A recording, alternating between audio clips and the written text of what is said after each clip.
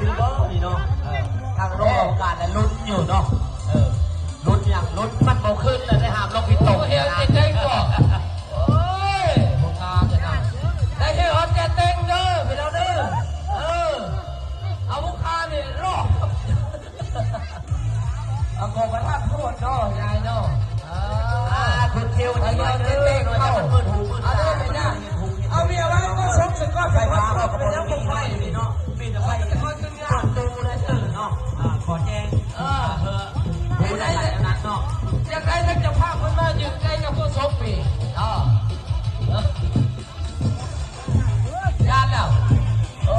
ยเอาไว้แล้วพวกข้าจุดมืดไปนะพวกข้าแล้วผู้ชกก็ยืนได้เป็นร้านได้มันคือเธอรู้ได้ที่ใด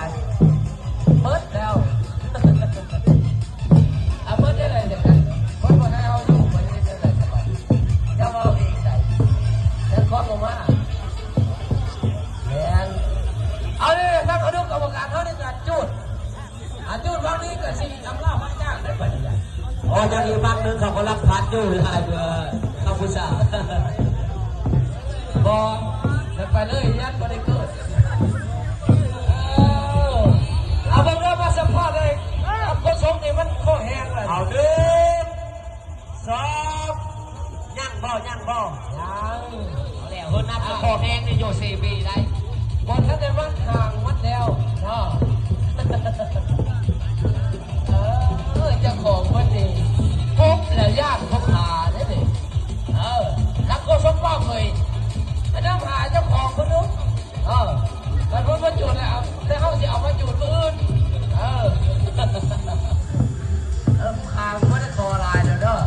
ไม่ได้ความพอเข้าฮอต80%บอลระหว่างใจเนาะแค่จุดยกนิ้วมาเลยเด้อ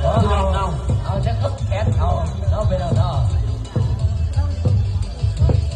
เราไปเราโมไปอากันนะเห็นลงนะเขาบ้านก็ไกลเก่งมาดูนะว่าปัจจุบันนี้ถือว่าปิดในการจุดกันไปแต่เอาสำหรับมือแรกเนาะมีวงดนตรีเนาะแต่ว่ามาลงในบ้านเฮา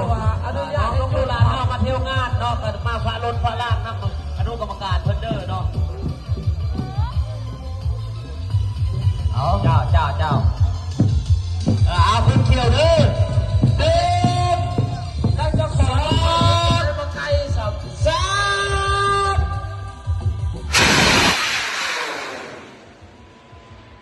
ไปแล้วบ้างนี่เท่าไหร่วะ16 ลูกบ่12ฮอดบ้าน2 ห้องเลยเนาะวันนี้เนาะ12 ลูกเนาะยังบ้านสุดท้ายแล้วก็บ้านท้ายสุดเนาะบัดนี้เนาะเอา